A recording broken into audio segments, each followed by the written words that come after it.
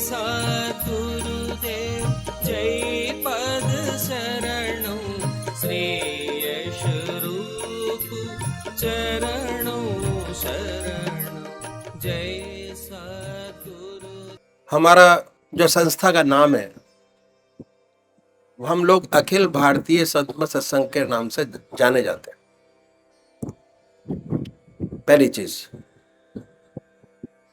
और पूरे हिंदुस्तान में और बाहर बहुत सारे सेंटर है हमारे जहां पर ये प्रैक्टिस कराई जाती है, जिसको मैं कराऊंगा आपके साथ बैठ के। बड़ा आनंद का विषय है। अगर आराम से बैठ के सुनेंगे, गौर से सुनिएगा तो ज्यादा आनंद आएगा आपको। बच्चों ने बड़ा सुंदर 2 भजन कहे, बड़े अच्छे। एक तो गीता के बारे में उन्होंने कहा भजन के अंदर। गीता में आध्यात्मिक दृष्टि से 4 विशेष बातें हैं अध्यात्म के लिए।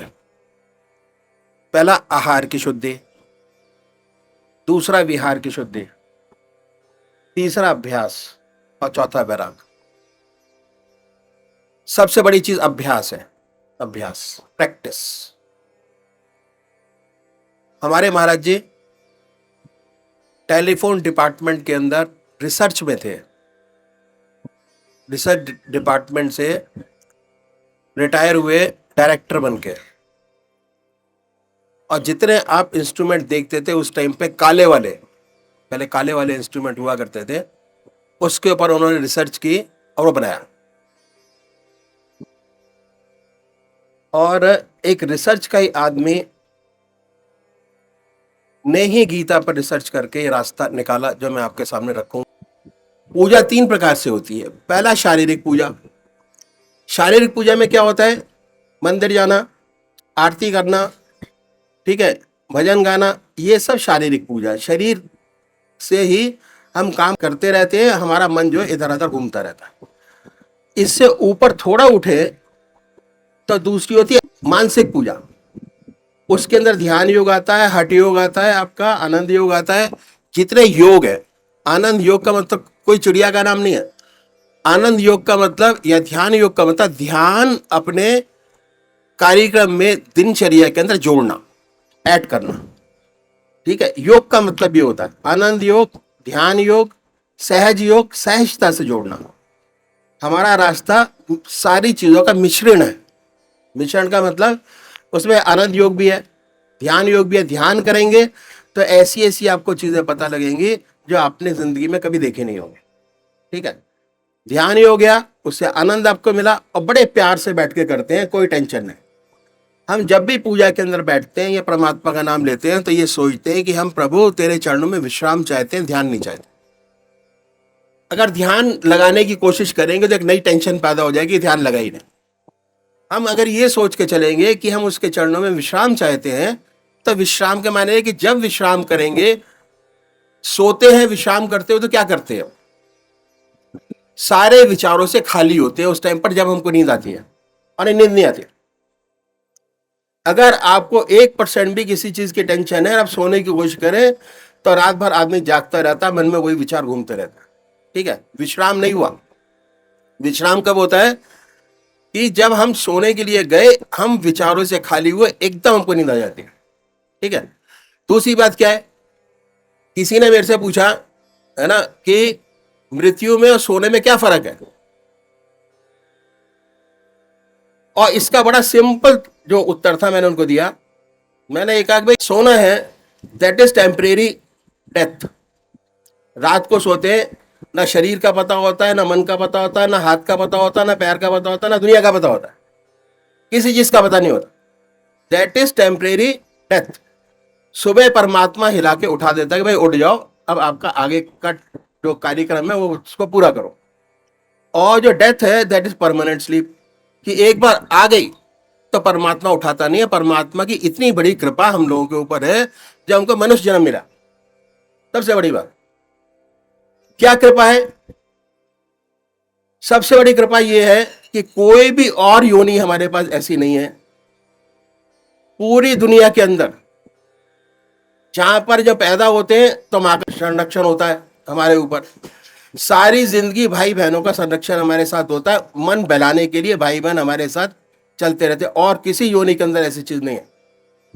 उसके बाद जब हम जाते हैं तो बच्चों की गोद में जाते हैं, और कोई भी ऐसा जीव नहीं है जिसके लिए इतना जबरदस्त परमात्मा ने ये सहारा दिया हमको। वो इसलिए सहारा दिया कि उसको आराधना करें, उसको माने, उसको जानने की कोशिश करें। उसको नहीं जानते तो हम कौन है, अपने आप को जानने की हम कोशिश करें कि हम क्या है। ठीक है, हमारे महाराज जी ने इस शरीर के 3 पोर्शन की 3 तरीके से बताया उन्होंने, कि जब देखते हैं बाहर, ये स्थूल शरीर, इसमें हाथ है, नाक है, कान है ना, ये उसकी महान कृपा है जो हमको इतना सुंदर बनाया। ठीक है, उसका शुक्रिया अदा करना चाहिए, और खूब अच्छी तरह से शुक्रिया अदा करना चाहिए कि ये परमात्मा तूने हमको इतना सुंदर शरीर दिया, है ना। और हर चीज कंप्यूटराइज्ड है, जो हमारे कंप्यूटर बने हैं वो शरीर को देख के बने हैं, मन को देख के बने हैं। अगर हमारा मन ना हो या हमारा दिमाग ना हो तो हम कंप्यूटर नहीं चला सकते, किसी भी हालत चल ही नहीं सकता। उसकी रचना है, उस परमात्मा की रचना है जो इतना सुंदर दिमाग हमको दिया, जिससे हमने इतनी बढ़िया बढ़िया चीजें बनाई। ठीक है, और हमारे कमांड पर चलती हैं सारे की सारे। तो पहला जो हमारा शरीर है दैट इज स्थूल शरीर, इसमें हाथ है, कान है, नाक है, पैर है, सारी चीजें। ठीक है, सोच विचार का काम जो करना है वो दूसरा शरीर है, जिससे सोच विचार का काम करते हैं। मन, बुद्धि, चित्त और अहंकार, उससे मिलकर बना है दूसरा शरीर, उससे सोच विचार का काम करते हैं। तीसरा एक और है, आत्मा, कारण शरीर, उससे इस जीव का कोई लेना देना नहीं है, आफ्टर थॉट है। मन, आत्मा और इंद्रियों का मेल है, बीच में मेल कराता है। आपके मन के अंदर कोई विचार आया, फौरन सिग्नल दिमाग के अंदर गया और फौरन आपका हाथ उठ गया। ये परमात्मा ने इतना सुंदर शरीर बनाया, इसलिए आधा घंटा सुबह और आधा घंटा सायकाल, है ना, परमात्मा का शुक्रिया अदा करना चाहिए कि तूने इतना सुंदर, है ना, हमें जीवन दिया। सुबह उसकी आराधना करना चाहिए, दिन खत्म हो जाए तो उसका शुक्रिया अदा करना चाहिए कि प्रभु बड़ा अच्छा समय हमारा निकाल दिया उन्होंने आज का। ठीक है, पता नहीं अगले दिन सुबह देखेंगे नहीं देखेंगे। तो ये सारी चीजें हैं। उसके लिए जो हमारे सत्संग के, जो हमारी संस्था के बुजुर्ग लोग हुए, उन्होंने बहुत सुंदर तरीका बताया कि किस तरीके से इस रास्ते में बढ़ेंगे। अब वो तरीकत आज भी बताऊंगा, कल भी बताऊंगा, और इसकी प्रैक्टिस भी कराऊंगा। अभ्यास इतनी बड़ी चीज है ना। आप तो ठीक है, आप तो देखते हैं, बता देते हैं कि सामने बाजरे की फसल लगी है, कितने दिन के अंदर तैयार हो जाएगी। अभ्यास 40 साल का एक्सपीरियंस आपके पास है इस चीज का। थोड़ा थोड़ा अपने जीवन में परिवर्तन लाने की कोशिश करेंगे तो बहुत सुंदर अभ्यास आपका हो जाएगा कि जैसे ही आप खाली होंगे, ऑटोमेटिक परमात्मा की याद शुरू हो जाएगी। हाथ पैर काम करते होंगे, दिल और दिमाग परमात्मा की याद में डूबा होगा। और गीता के अंदर 4 विशेष बात जो मैंने आपको बताई, पहला आहार की शुद्धि, दूसरा विहार की शुद्धि, तीसरा अभ्यास और चौथा वैराग। 4 चीजों के ऊपर आपको बताया जाएगा कि किस तरीके से ग्रस्त के अंदर रहते हुए, ग्रस्त के सारे काम करते हुए हम 4 चीजों को पूरा कैसे कर सकते हैं। और हर कर सकता है, चाहे वो सन्यासी हो, चाहे वो गृहस्थी हो, चाहे वो स्वामी हो, चाहे कुछ भी हो, बड़े आराम से इस रास्ते को पकड़ सकता है और अपने जीवन में इस चीज को उतार सकता है, और जीवन मुक्त अवस्था जो हमारा परम लक्ष्य है उसको प्राप्त कर सकता है इसी जीवन काल में, अलग नहीं। इसी जीवन में, इसी जीवन काल में हर प्राणी किसी भी लेवल का हो, बड़े प्यार से बैठ के इस चीज को पूरा कर सकता है। ठीक है, अनादि काल से 2 रास्ते परमात्मा की प्राप्ति के चले आ रहे हैं। एक नीति का रास्ता है संन्यास मार्ग, उसे संन्यास मार्ग कहते हैं। ये रास्ता बहुत पुराना है और हमारे देश में बहुत ऊंचे ऊंचे सन्यासी हुए जिन्होंने समय समय पर आकर हमारे देश और धर्म की रक्षा की। नेति का रास्ता छोटा है, समय कम लगता है। क्या होता है, नेति का रास्ता हर साधक हर वस्तु का त्याग करता चला जाता है। ऐसा व्यक्ति घर बार छोड़ता है, बीवी बच्चे छोड़ता है, धन दौलत छोड़ता है और संसार की हर वस्तु का त्याग कर संन्यास ग्रहण करता है। और उसके बाद एक ही काम रह जाता है, वो है परमात्मा की प्राप्ति। अगर सच्चे तरीके से दुनिया के सारे काम उसके लिए समाप्त हो जाते हैं, यदि ऐसा साधक परमात्मा में लगे, तब कोई वजह नहीं कि उसे अपने रास्ते पर सफलता प्राप्त न हो। मैं ये नहीं कहता कि रास्ता खराब है, रास्ता छोटा है, ठीक है, लेकिन मेरे कह देने से कि रास्ता बहुत अच्छा है और छोटा है, कोई भाई बिना सोचे समझे इस रास्ते में कूदना पड़े, इस रास्ते की कठिनाइयां मैं आपके सामने रखूंगा। सबसे बड़ी बात यह है कि शरीर से त्याग करना आसान है, लेकिन जब तक मन से त्याग नहीं हो जाता तब तक सच्चा संन्यास प्राप्त नहीं होता। इस विषय पर मुझे अपने सदगुरुदेव परम संत महात्मा श्री यशपाल जी महाराज एक अनुभव याद हुआ है जो मैं आपके सामने रखूंगा। एक बार वो जबलपुर से मुरादाबाद जा रहे थे, रास्ते में प्रयागराज का स्टेशन पड़ा। उन दिनों कुंभ का मेला समाप्त हुआ था। जब गाड़ी प्रयागराज स्टेशन पर पहुंची तो देखा कि स्टेशन पर बहुत भीड़ है। यह भीड़ एक महात्मा जिनको अवधूत कहते थे छोड़ने आई हुई थी। गाड़ी आई, जय जयकार हुआ, गले में हार डाले गए। इत्तेफाक से परमात्मा की कृपा से ये जो महात्मा थे उसी डिब्बे में चढ़े जिसमें इसके सदगुरुदेव जी बैठे हुए थे। सामने की बर्थ खाली थी, उसी पर आके विराजे। जब गाड़ी चली और कुछ आगे निकल गई तो उनसे बातचीत शुरू हुई। इस बातचीत के दौरान सेवक के गुरुदेव जी ने उनसे एक प्रश्न किया और यह था कि आपको सन्यास लिए कितना समय हो गया। उत्तर मिला 14 वर्ष। बातचीत में दूसरा प्रश्न किया कि महाराज आप बाल ब्रह्मचारी हैं या जब सन्यास लिया तो गृहस्थी थे। उन्होंने उत्तर दिया मैं गृहस्थी था, मेरे स्त्री और 2 बच्चे थे। बातचीत होती रही। इसके बाद गुरुदेव जी ने आपसे प्रार्थना की कि वो एक प्रश्न और करना चाहते हैं, लेकिन प्रश्न कुछ अजीबो गरीब है। अगर आप नाराज ना हो इस प्रश्न से तो आपसे प्रश्न किया जाए, अन्यथा नहीं। साथ में यह भी कहा कि मैं आपके हृदय को दुखाना नहीं चाहूंगा। महाराज जी चुप हो गए और ध्यान में चले गए। फिर कुछ देर बाद बोले कि आप कुछ पूछना चाहते थे, पूछा नहीं। फिर आपने अपनी बात दोहराई कि महाराज यदि आप वायदा करें कि इस टेढ़े प्रश्न से आप नाराज न हो। बोले पूछो, मैं नाराज नहीं होऊंगा। तब गुरुदेव जी ने आपसे तीसरा प्रश्न किया और ये था कि क्या अभी भी आपको अपने बीवी बच्चों की याद आ जाती है। यह सुनकर खामोश हो गए और इसे ऐसा महसूस किया कि वो ध्यान में चले गए।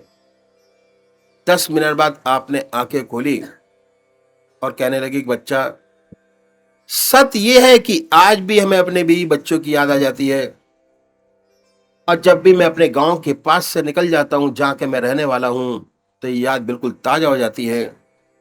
ये मेरा खेत, ये मेरे बच्चे, ये मेरा मकान, ये मेरा घर। अब बच्चे बड़े होकर काम काज संभाल लिया। गुरुदेव जी ने आपके पैर छुए, दंडवत प्रणाम किया। वाकई में बहुत ऊंचे महात्मा थे, कोई शक नहीं। क्यों, सन्यास लेते ही आश्रम बदल जाता है और सन्यास के अपने नियम हैं। ना उसका कोई बीबी, ना उसका कोई बच्चा, ना उसका कोई खेत, ना उसका कोई मकान। शरीर से तो त्याग हो गया, लेकिन मन से त्याग करने में बहुत समय लगता है।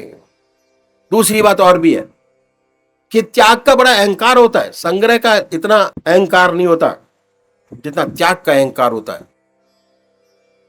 कभी कभी क्या होता है, हम गृहस्थी लोग कभी कभी संसार से दुखी हो जाते हैं और अपना दुख सन्यासियों के पास जाकर कहते हैं, महाराज हम दुखी हैं, मन में शांति नहीं, चैन नहीं, कोई उपाय बतलाइए कि मन को शांति मिले। और ये उपाय भी बतलाते हैं, ऐसी बात नहीं, कहते हैं ईश्वर को याद करो, परमात्मा का ध्यान करो, इसी से सच्चा सुख और शांति मिलेगी। और हम गृहस्थी लोग करते भी हैं लेकिन हो नहीं पाता। जब नहीं हो पाता तो मजबूर होकर चले आते हैं, कष्ट करते हैं कि महाराज बनता नहीं, व्रत तो करते हैं लेकिन ध्यान तो होता ही नहीं, क्योंकि प्रैक्टिस नहीं है। ध्यान आएगा हमेशा प्रैक्टिस से। जैसे जैसे आपकी परमात्मा की चरणों में प्रैक्टिस बढ़ती चली जाएगी, वैसे वैसे ध्यान योग ऑटोमेटिक आता चला जाए। बहुत जरूरी है, ठीक है। ये भी एक मानसिक चीज का अंग है, ध्यान योग। अगर इस प्रोसेस को करेंगे तो कभी आपको टेंशन ना होगी, ना डिप्रेशन होगा। सबसे बड़ी बात, दो चीज से बचकर अगर आपका मानसिक संतुलन बना रहता है तो समझ लीजिए आपने अपने लिए दुनिया का सबसे बड़ा काम कर लिया। जब कोई काम नहीं हुआ, 15 दिन काम नहीं हुआ, 16वें दिन आदमी डिप्रेशन में आ जाता है, डॉक्टर के पास जाता है कि भाई मेरे को दवाई दे दो, डिप्रेशन शुरू हो गया। डॉक्टर कहता है छोटी सी गोली आपको दे दी कि गोली खाओ, नींद की, आराम से सो, डिप्रेशन खत्म हो जाएगा। उसके बाद नहीं हुआ। मानसिक दो ही बीमारियां सबसे बड़ी हैं, पहला डिप्रेशन और दूसरा एग्रेसिवनेस। उसके लिए भी जाते हैं कि जी बहुत ज्यादा मानसिक संतुलन बिगड़ गया, ज्यादा चलता है, बहुत ज्यादा बोलता है, उसको भी यही कहते हैं कि भैया गोली ले लो, रात को सोओगे, मानसिक को आराम मिलेगा, उसके बाद ऐसा होगा। और यह प्रैक्टिकल तरीका है कि कैसे अपने मन को बैलेंस करेंगे। जब तक ध्यान योग जिंदगी में नहीं उतारेंगे, मानसिक बैलेंस मुश्किल से होगा, बहुत जरूरी है। तो अब क्या है, सूक्ष्म अहंकार अंदर ही अंदर पैदा हो जाता है, और जहां अहंकार है वह परमात्मा नहीं। दूसरी बात क्या है, ज्यादातर व्यक्ति किसी ना किसी परेशानी में पड़कर, मेरे पास बहुत सारे एग्जाम्पल ऐसे हैं जो मानसिक परेशानी में पड़कर सर्विस से रिजाइन किया, रिजाइन करने के बाद संन्यास ग्रहण किया, सत्संग में आए, संन्यास से फिर ग्रस्त में पदार्पण किया दोबारा। जितना बैलेंस आपको घर के अंदर मिलेगा, संन्यास में आपको मिल ही नहीं सकता वो बैलेंस। हर तरीके की मानसिक जो चीजें हैं वो जितनी ग्रस्त के अंदर सॉल्व हो सकती हैं, संन्यास के अंदर हो ही नहीं सकती, पॉसिबल ही नहीं है किसी भी हालत में। जो डायरेक्शन में आपका दिमाग चल गया उसी डायरेक्शन में चलता रहता है, दूसरा डायरेक्शन मिलता ही नहीं। घर के अंदर तो 10 लोग होते हैं समझाने वाले कि भाई ऐसे नहीं, ऐसे कर ले, ये नहीं होता, ऐसे कर ले, बहुत सारे बताने वाले होते। उसके बाद अहंकार इतना अंदर पैदा हो जाता है कि जहां अहंकार है वो परमात्मा नहीं।